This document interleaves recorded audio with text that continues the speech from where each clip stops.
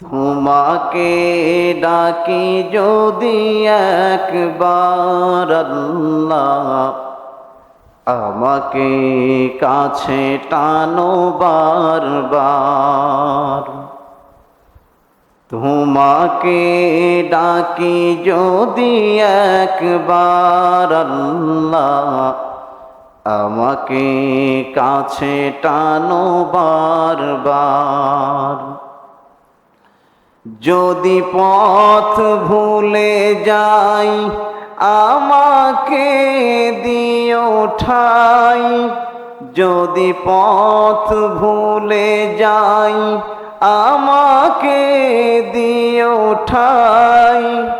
এইটুকু করি শুধু আবদার আল্লাহ, আমাকে কাছে টানো বারবার। দুনিয়ার বুকে আমি এক মুসাফির, বুনে যাই প্রতিদিন গুনাহের জাল।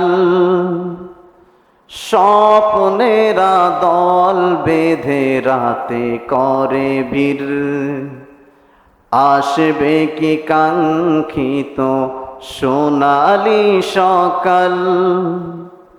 দুনিয়ার বুকে আমি এক মুসাফির, বুনে যাই প্রতিদিন গুনাহের জাল। স্বপ্নেরা দল বেঁধে রাতে করে ভিড়, আসবে কি কাঙ্ক্ষিত সোনালি সকাল। হয়ে গেলে পেরেশান ও আমার রহমান, হয়ে গেলে পেরেশান ও আমার রহমান। জিকিরে হতে দিও একাকার আল্লাহ, আমাকে কাছে টানো বারবার। তোমাকে ডাকি যদি একবার আল্লাহ, আমাকে কাছে টানো বারবার। জিকির করেন লা ইলাহা ইল্লাল্লাহ, লা ইলাহা ইল্লাল্লাহ, লা ইলাহা ইল্লাল্লাহ, লা ইলাহা ইল্লাল্লাহ, লা ইলাহা ইল্লাল্লাহ, লা ইলাহা ইল্লাল্লাহ। হাসবি রব্বি জাল্লাল্লাহ, মা ফি কলবি গায়রুল্লাহ। হাসবি রব্বি জাল্লাল্লাহ, মা ফি কলবি গায়রুল্লাহ।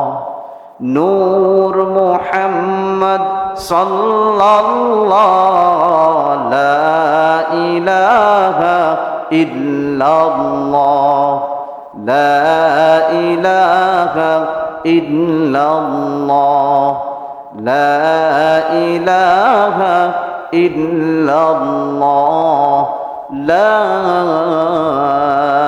ইলাহা ইল্লাল্লাহু মুহাম্মাদুর রাসূলুল্লাহ সাল্লাল্লাহু আলাইহি ওয়াসাল্লাম। আলহামদুলিল্লাহ। হাজিরিন, সম্মানিত মুসল্লিয়ান কিরাম, আজকে পবিত্র শুক্রবার জুমার দিন।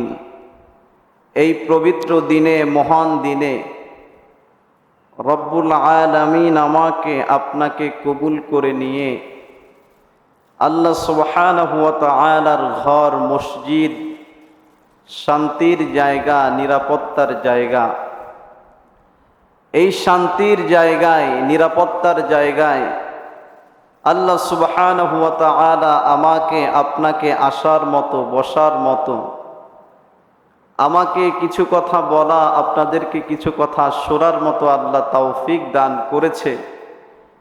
এজন্য আমরা আল্লাহ সুবহানাহু ওয়া তাআলার দরবারে শুকরিয়া আদায় করছি। আমরা সকলেই পড়ছি আলহামদুলিল্লাহ। সম্মানিত হাজিরিন, আল্লাহ সুবহানাহু ওয়া তাআলা আমাদেরকে অগণিত নিয়ামত দিয়েছে। অগণিত নিয়ামতের মধ্যে অন্যতম নিয়ামত হলো আল্লাহ সুবহানাহু ওয়া তাআলা আমাকে আপনাকে মুসলমানের ঘরে পাঠিয়েছে। কি বলেন, ঠিক না? আল্লাহ সুবহানাহু ওয়া তাআলা চাইলে আমাকে আপনাকে হিন্দুর ঘরে পাঠাতে পারতেন। তিনি চাইলে আমাকে আপনাকে বৌদ্ধের ঘরে পাঠাতে পারতেন। তিনি চাইলে আমাকে আপনাকে খ্রিস্টানদের ঘরে পাঠাতে পারতেন। আমরা কি আল্লাহ সুবহানাহু ওয়া তাআলার কাছে কেউ চেয়েছি যে আল্লাহ আমাকে মুসলমানের ঘরে পাঠান? আমি আপনি কেউ আল্লাহ সুবহানাহু ওয়া তাআলার কাছে চাই নাই বা বলি নাই। তাহলে আল্লাহ পাঠালেন কেন? আল্লাহ আমাদের প্রতি দয়া করেছেন, মায়া করেছেন। আল্লাহর অশেষ রহম দিয়ে আল্লাহ আমাদেরকে মুসলমানের ঘরে পাঠিয়েছে। সুবহানাল্লাহ। তো এটাই তো আমাদের জীবনে সব থেকে বড় নিয়ামত হওয়া দরকার, যে না চাইতে আল্লাহ আমাকে আপনাকে মুসলমানের ঘরে পাঠিয়েছে।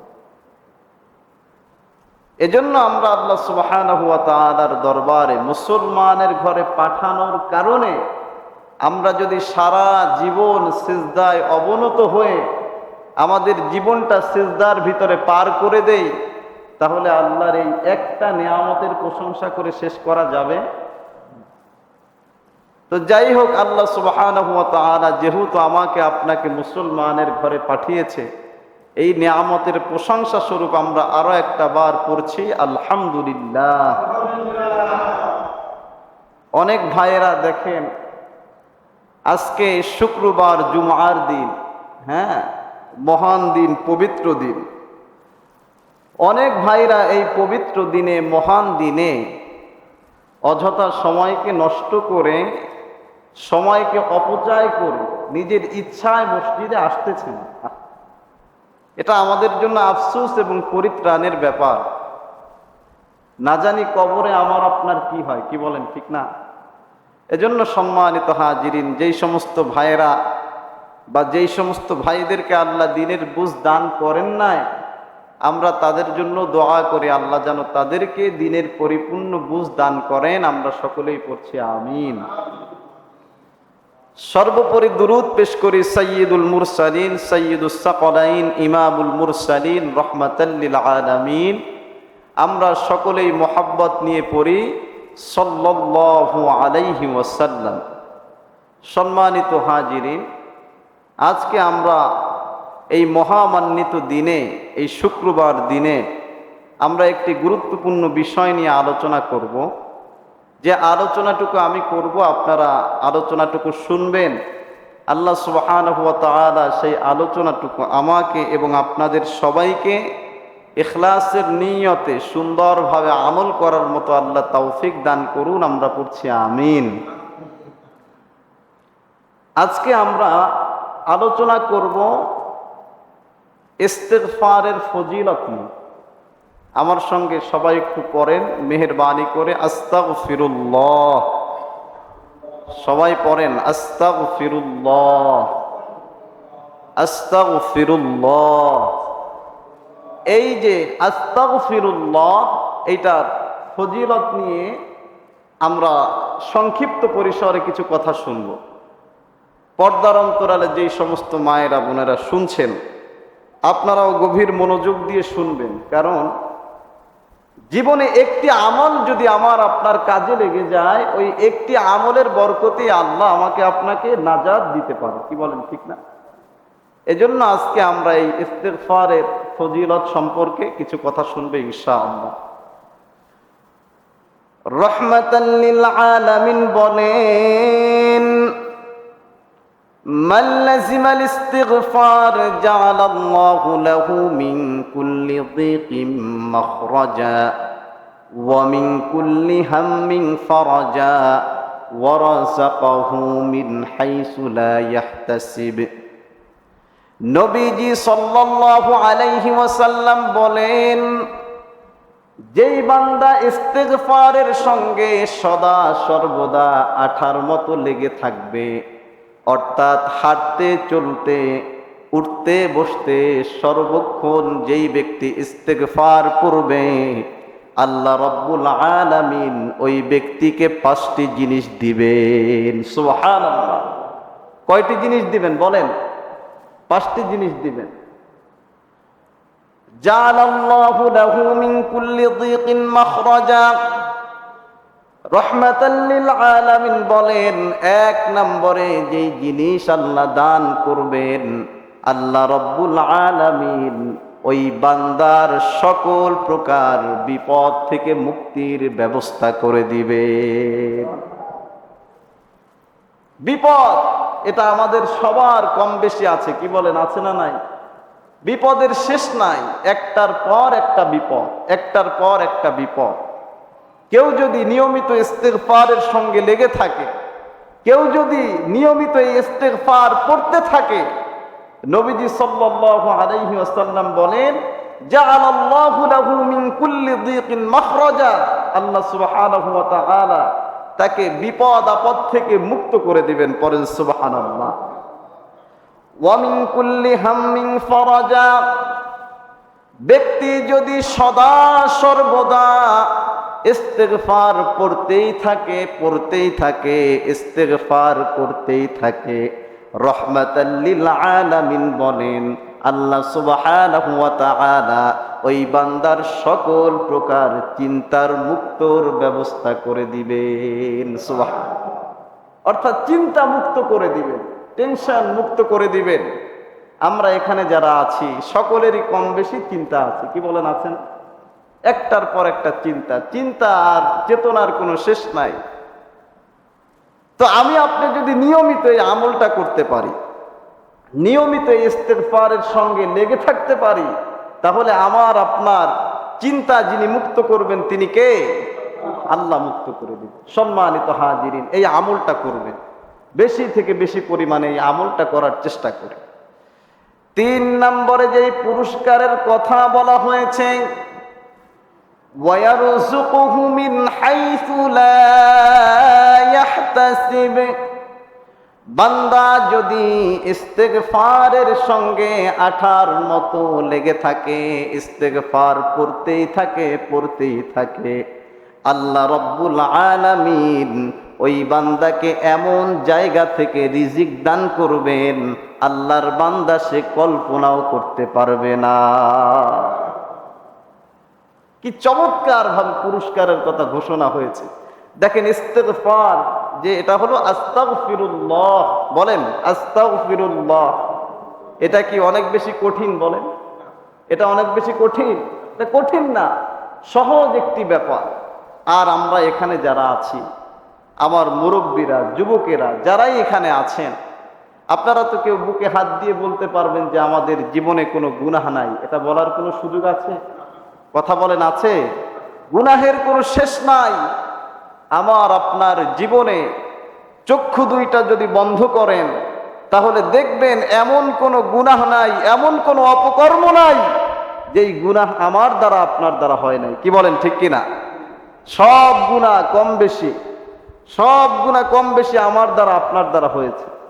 এজন্য সম্মানিত হাজিরিন, আপনি আমি যদি ইস্তিগফার করি, ইস্তিগফারের সঙ্গে লেগে থাকি, আল্লাহ গুনাহ মুক্ত করবেন এবং আল্লাহ সুবহানাহু ওয়া তাআলা এমন জায়গা থেকে রিজিক দান করবেন, আমরা সেটা কল্পনাও করতে পারবো না। পড়েন সুবহানাল্লাহ। তারপরে 4 নম্বরে যেই পুরস্কারের কথা রাহমাতাল লিল আলামিন বললেন, কেউ যদি ইস্তিগফারের সঙ্গে আঠার মতো লেগে থাকে, নিয়মিত ইস্তেগফার করতেই থাকে, নিয়মিত আস্তাগফিরুল্লাহ পড়তে থাকে। যদি নিয়মতান্ত্রিকভাবে প্রতিনিয়ত আস্তাগফিরুল্লাহ পড়তে থাকে, তাহলে আল্লাহ রাব্বুল আলামিন সকল প্রকার আযাব থেকে ওই বান্দার মুক্তির ব্যবস্থা করে দিবে। সুবহান। ওয়ামা কানা আল্লাহু মুআযযিবাহুম ওয়া হুম ইস্তাগফিরুন। সুবহানাল্লাহ পড়েন। আল্লাহ রাব্বুল আলামিন বলেন, যেই বান্দা সদা সর্বদা আস্তাগফিরুল্লাহ পড়ে, আমার সঙ্গে পড়েন আস্তাগফিরুল্লাহ। বান্দা যদি সদা সর্বদা ইস্তেগফারের সঙ্গে লেগে থাকে, আল্লাহ রাব্বুল আলামিন বলেন ওই বান্দাকে আমার কোনো আযাব গ্রাস করতে পারবে না। সুবহানাল্লাহ। তাহলে এক নম্বর পুরস্কার হলো আল্লাহ আমাদেরকে বিপদ মুক্ত করবেন। দুই নম্বরে যেই পুরস্কারের কথা ঘোষণা করেছে, আল্লাহ রাব্বুল আলামিন আমাদের টেনশন মুক্ত করে দিবেন। তিন নম্বরে বলা হয়েছে ওয়ারযুকুহু মিন হাইসু লা ইয়াহতাসিব, আল্লাহ আমাকে আপনাকে উত্তম রিজিক দান করবেন। কি বলেন, ঠিক না? আর চার নম্বরে ওয়ামা কানা আল্লাহু মুআযযিবাহুম ওয়া হুম ইস্তাগফিরুন, আল্লাহ রাব্বুল আলামিন সকল প্রকার আযাব থেকে আমাকে আপনাকে মুক্তি দান করবেন। পরে সুবহানাল্লাহ। পাঁচ নম্বরে যেই পুরস্কারের কথা বলেছেন, রহমাতাল লিল আলামিন বলেন যেই ব্যক্তি সদা সর্বদা ইস্তেগফার করবে, আস্তাগফিরুল্লাহ পড়বে, আল্লাহ রাব্বুল আলামিন ওই বান্দাকে মুস্তাজাবুদ দাওয়া বানিয়ে দিবেন। সুবহানাল্লাহ। মুস্তাজাবুদ দাওয়া মানে বুঝেন, মুস্তাজাবুদ দাওয়া অর্থ এটা যে আল্লাহর বান্দা আল্লাহর কাছে হাত তুলে দোয়া করতে দেরি হবে, কিন্তু আল্লাহ কবুল করতে দেরি করবেন না। পড়েন সুবহানাল্লাহ। এটা হলো সব থেকে বড় নিয়ামত। এজন্য সম্মানিত হাজিরিন, আমরা এই ইস্তেগফার বেশি বেশি করব, বেশি বেশি আস্তাগফিরুল্লাহর এই আমলটা করব। আমরা ইমাম আহমদ ইবনে হাম্বল আলাইহি রাহমার নাম শুনেছি। হাম্বলি মাযহাবের যিনি প্রতিষ্ঠাতা, তিনি একটি হাদিসের কিতাব লিখেছে।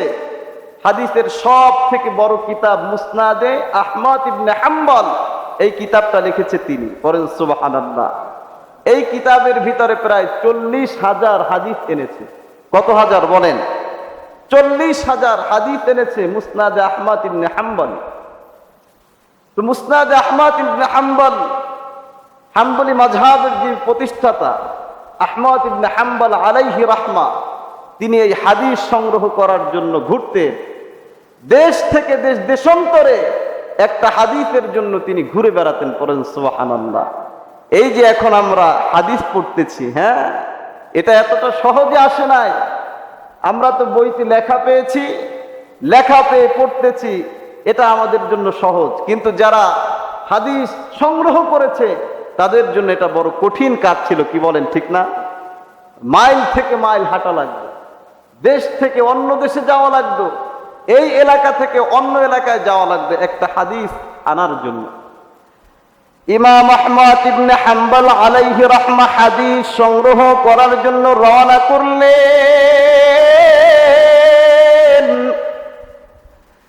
একটা হাদিসের জন্য দেশ থেকে দেশান্তরে ঘুরতেন। ইমাম আহমদ ইবনে হাম্বল রাহমাতুল্লাহি আলাইহি হাদিস আনার জন্য অগ্রসর হলেন। হঠাৎ করে গভীর রজনী হয়ে গিয়েছে, এশার সালাতের আজান দিয়ে দিয়েছে। মুয়াজ্জিন সাহেব আজান দেওয়ার পরে মসজিদে এশার সালাত আদায় হয়েছে। গভীর রজনী হয়ে যাওয়ার ফলে ইমাম আহমদ ইবনে হাম্বল মসজিদে শুয়ে শুয়ে হাদিসের কিতাব পড়তেছে, হাদিসের কিতাব মুতাআলা করতেছে। কিছুক্ষণ পরে মসজিদের দারোয়ান এসে বললেন, ইমাম, এই মসজিদে থাকা যাবে না। ইমাম আহমদ ইবনে হাম্বল আলাইহি রাহমা বললেন, আমি তো ফজরের মুসল্লি, আমাকে একটু থাকতে দাও। দারোয়ান বললেন, না, থাকা যাবে না, মসজিদে থাকার কোনো অবস্থান নাই, কোনো অনুমতি নাই। ইমাম আহমদ ইবনে হাম্বল আলাইহি রাহমা একটা পর্যায়ে কি করবেন, নিজের কাঁথা গুছিয়ে হাঁটা শুরু করলেন, সামনের দিকে অগ্রসর হচ্ছে। গভীর মনোযোগ দিয়ে শোনেন। হাঁটতে হাঁটতে সামনের দিকে ইমাম আহমদ ইবনে হাম্বল অগ্রসর হয়। সামনে গিয়ে দেখলেন শাবুন খব্বাস, একটা যুবক রুটি বিক্রি করে। পড়েন সুবহানাল্লাহ। ইস্তেগফারের ফজিলতটা কি, এই ঘটনা না শুনলে আপনারা আসলে বুঝবেন না। ইস্তেগফার নিয়মিত পড়লে আল্লাহ যে কিভাবে আপনার দোয়া কবুল করবে এটা আপনি বুঝতেই পারবেন না। এজন্য সম্মানিত হাজিরিন, ইমাম আহমদ ইবনে হাম্বল আলাইহি রাহমা হাদিস সংগ্রহ করার জন্য রওনা করলেন। পথিমধ্যে দেখতেছে একটা যুবক আল্লাহর বান্দা রুটি বিক্রি করে। ইমাম আহমদ ইবনে হাম্বল সালাম দিলেন, আসসালামু আলাইকুম ওয়া রাহমাতুল্লাহ। যুবক সালামের জবাব দিলেন, ওয়া আলাইকুমুস সালাম ওয়া রাহমাতুল্লাহি ওয়া বারাকাতুহু। আহমদ ইবনে হাম্বল বললেন, যুবক ভাই, তোমার যে চুলা আছে এই চুলা থেকে আমি একটু আগুন পোহাতে চাই, আগুন পোহাতে দেওয়া যাবে নাকি? যুবক ছেলে বললেন, আহলান ওয়া সাহলান, আপনি আসেন, কোনো সমস্যা নাই, একটু আগুনই তো পোহাবেন। ইমাম আহমদ ইবনে হাম্বল আলাইহি রাহমা যুবকের দিকে লক্ষ্য করে দেখলেন, যুবক ছেলেটা রুটি বিক্রি করে। যুবক ছেলেটা রুটি বানায় আর পরে আস্তাগফিরুল্লাহ, আমরাও পরে আস্তাগফিরুল্লাহ। যুবক ছেলেটা ক্রেতাকে রুটি দেয়, পরে আস্তাগফিরুল্লাহ। যুবক ছেলেটা ক্রেতার কাছ থেকে টাকা নেয়, আস্তাগফিরুল্লাহ। রুটি বানিয়ে রুটিটা উনুনের ভিতরে দেয়, পরে আস্তাগফিরুল্লাহ। ইমাম আহমদ ইবনে হাম্বল আলাইহি রাহমা অবাক হয়ে গেলেন। ইমাম আহমদ ইবনে হাম্বল বললেন, যুবক ভাই, তোমাকে তো দেখছি শুধু তুমি আস্তাগফিরুল্লাহ পড়ো, তুমি আস্তাগফিরুল্লাহ পড়তেই থাকো, কারণ কি আমাকে একটু বলো। যুবক ছেলেটা বললেন, এই আস্তাগফিরুল্লাহ পড়ার বরকতে আমি আল্লাহর কাছে জীবনে যত দোয়া করেছি, আল্লাহ রব্বুল আলামিন আমার প্রত্যেকটা দোয়াকে কবুল করে নিয়েছে। আমি যত দোয়া জীবনে করেছি আল্লাহর কাছে, এই আস্তাগফিরুল্লাহ পড়ার কারণে আল্লাহ আমার দোয়া কবুল করেছে। একটা দোয়া কবুল করেনি, শুধুমাত্র একটা দোয়া এখনো কবুল হয়নি। ভাই, কয়টা দোয়া? সবাই বলেন কয়টা? একটা দোয়া কবুল হয়নি।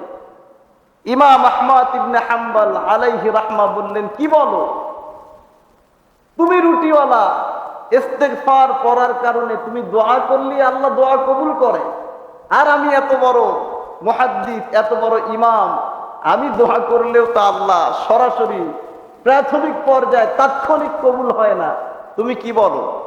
যুবক বললেন, হ্যাঁ, আমি আল্লাহর কাছে যখনই দোয়া করি আর তখনই আল্লাহ দোয়া কবুল করে নাই। পড়েন সুবহানাল্লাহ। শুধু একটা দোয়া কবুল করে নাই। ইমাম আহমদ ইবনে হাম্বল আলাইহি রাহমা বললেন, যুবক বলো সেই দোয়াটা কি? যুবক জবাব দিলেন, আমি আল্লাহর কাছে অনেক দিন যাবত একটা দোয়া করতেছি, আল্লাহ মালাকুল মাউত না জানি কোন দিন দরজায় হাজির হয়ে যায়, মালিক আমার জীবনে বড় আশা, বড় আকাঙ্ক্ষা, এই পৃথিবীর এই জমানার শ্রেষ্ঠ মুহাদ্দিস হলো ইমাম আহমদ ইবনে হাম্বল। মালিককে ডেকে বললেন, মালিক এই শ্রেষ্ঠ মুহাদ্দিসের সঙ্গে আমি একটু দেখা করতে চাই। তার সঙ্গে দেখা করবে, একটু মুসাফা করব, তার কাছ থেকে একটু দোয়া নিব। আল্লাহর কাছে এই দোয়াটা আমি দীর্ঘদিন যাবত করতেছি, এই দোয়াটা এখনো কবুল হয়নি। ইমাম আহমদ ইবনে হাম্বল আলাইহি রাহমা দরদর করে চোখের পানি ছেড়ে দিলেন। চোখের পানি ছেড়ে দিয়ে বললেন, যুবক, আল্লাহ তোমার এই দোয়াটাও কবুল করে নিয়েছে। ও যুবক, ইমাম আহমদ ইবনে হাম্বলের সঙ্গে দেখা করার জন্য তার দরবারে তোমার যাওয়ার প্রয়োজন নাই। আল্লাহ রব্বুল আলামিন দোয়াটা এমন ভাবে কবুল করেছে, ইমাম আহমদ ইবনে হাম্বলকে তোমার দরবারে নিয়ে এসেছে। সুবহানাল্লাহ। যুবক ছেলেটা অবাক হয়ে গেলেন। ইমাম আহমদ ইবনে হাম্বল আলাইহি রাহমা বললেন, আনা আহমদ ইবনে হাম্বল মুহাদ্দিসুদ দাহর, আমি হলাম ইমাম আহমদ ইবনে হাম্বল। যুবক ছেলেটা ইমাম আহমদ ইবনে হাম্বলকে জড়িয়ে ধরলেন আর কপালে একটা চুমু আঁকলেন আর বললেন, ও ইমাম, আল্লাহ রব্বুল আলামিন ইস্তিগফার পড়ার বরকতে আজকে আমার এই দোয়াটাও কবুল করেছে। এজন্য আমি আপনাদেরকে বলবো, এই ইস্তিগফার পড়েন। ইস্তিগফার পড়লে আল্লাহ রব্বুল আলামিন আমাকে আপনাকে মুস্তাজাবুদ দাওয়া বানিয়ে দিবে। আপনি যখন যেই দোয়া করবেন সেই দোয়াই আল্লাহ সুবহানাহু ওয়া তাআলা কবুল করবেন। পড়েন সুবহানাল্লাহ। তাহলে আমলটা হলো ছোট না বড়? সবাই একটু কথা বলেন, আমলটা ছোট না বড়? সবাই পড়েন আস্তাগফিরুল্লাহ। আপনারা পড়েন না কেন? আপনারা কি বোবা? কথা বলেন, বোবা? পড়তেছেন না কেন? বুঝলাম না কিছু। কোনো সময় যখনই আলোচনা করি আপনাদের জবান খুলে কোনো কথাই বলেন না, চুপচাপ বসে থাকেন। এটা কেমন কথা? প্রতি জুমায় এক কথা বলা যায়? পড়েন আস্তাগফিরুল্লাহ। মাশাআল্লাহ, এইভাবে পড়েন আস্তাগফিরুল্লাহ। এবার বলেন, এই যে আস্তাগফিরুল্লাহ পড়লাম, এটা কি ছোট না বড়? ছোট না? সবাই পারেন না এটা? সবাই পারেন। এটার ফজিলত হলো, আপনি যদি সদা সর্বদা হাঁটতে চলতে উঠতে বসতে পড়েন, তাহলে আল্লাহ রব্বুল আলামিন আমাকে আপনাকে মোট 5টি পুরস্কার দান করবেন। সবাই বলেন কয়টি? সবাই বলেন কয়টি? 1 নম্বরে, জাআলাল্লাহু লাহু মিন কুল্লি যিকিন মাখরাজা। আল্লাহ সুবহানাহু ওয়া তাআলা আপনার বিপদ থেকে মুক্তির ব্যবস্থা করে দিবে। পড়েন সুবহানাল্লাহ। 2 নম্বরে, ওয়া মিন কুল্লি হাম্মিন ফারাজা।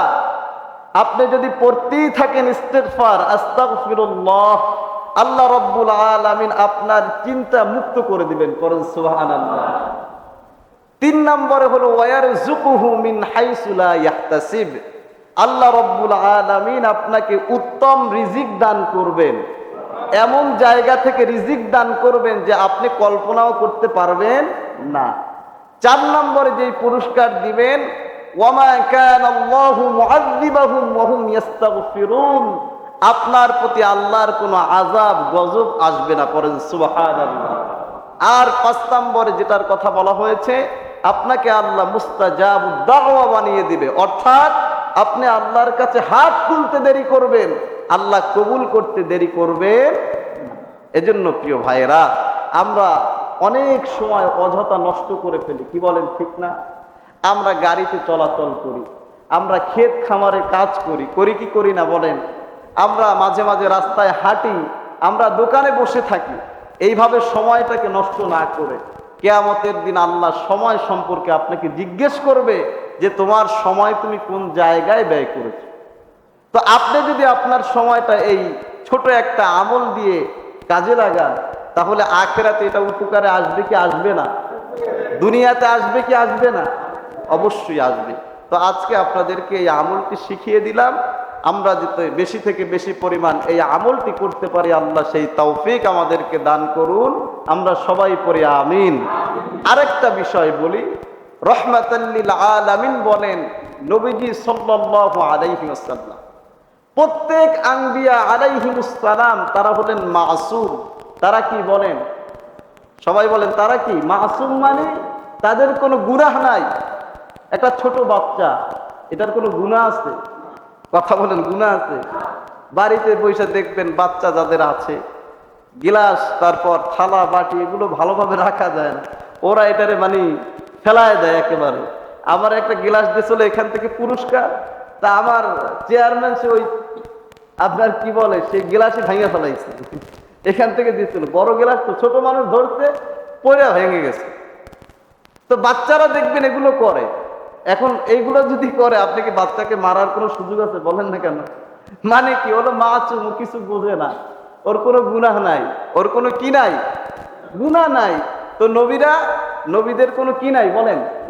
গুনাহ নাই। নবীরা হলেন মাসুম, প্রত্যেক নবী মাসুম, তাদের কোনো গুনাহ নাই। আর আমাদের নবী রহমাতুল্লিল আলামিন হলেন নবীদের সর্দার। পড়েন সুবহানাল্লাহ। নবীজি সাল্লাল্লাহু আলাইহি ওয়াসাল্লাম বলেন, ইয়া আইয়ুহান নাস, হে মানব জাতি, হে মানব জাতি, আমি প্রতি দৈনিক 100 বার আল্লাহর কাছে ইস্তেগফার করি। পড়েন সুবহানাল্লাহ। কতবার পড়ে? 100 বার। আমার সঙ্গে পড়েন আস্তাগফিরুল্লাহ। 100 বার নবীজি সাল্লাল্লাহু আলাইহি ওয়াসাল্লাম ইস্তিগফার করেন। নবীজি সাল্লাল্লাহু আলাইহি ওয়াসাল্লাম বলেন, তোমরাও বেশি থেকে বেশি পরিমাণ আল্লাহর কাছে ইস্তিগফার করো, আল্লাহর কাছে তাওবা করো। এজন্য সম্মানিত হাজিরিন, আমাদের নবীজির কোনো গুনাহ নাই। গুনাহ আছে বলেন? কিন্তু তারপরও সে প্রতি দৈনিক 100 বার আস্তাগফিরুল্লাহ পড়তেন। কাদের জন্য পড়তেন বলে? তার তো কোনো গুনাহ নাই, না থাকা সত্ত্বেও আস্তাগফিরুল্লাহ কেন পড়ে? মানে আমাদের জন্য পড়তেন। কাদের জন্য? সুবহানাল্লাহ করবেন, আমাদের জন্য পড়তেন। এজন্য সম্মানিত হাজিরিন, এই ছোট আমলটা আমরা বেশি থেকে বেশি পরিমাণ করার চেষ্টা করি। আল্লাহ সুবহানাহু ওয়া তাআলা আমাদের দিলকে আল্লাহর দিকে ধাবিত করার মতো আল্লাহ তৌফিক দান করুন। আমরা সকলেই পড়ছি আমিন। আল্লাহ রাব্বুল আলামিন আমাকে আপনাকে বেশি থেকে বেশি পরিমাণ ইস্তিগফার করার তৌফিক দান করুক। আমরা পড়ছি আমিন। হাযা মা ইনদি ওয়াল ইলমু ইনদাল্লাহ আলাইহি তাওয়াক্কালতু ওয়া ইলাইহি উনীব। যারা সুন্নাত পড়েন নাই তারা সুন্নাত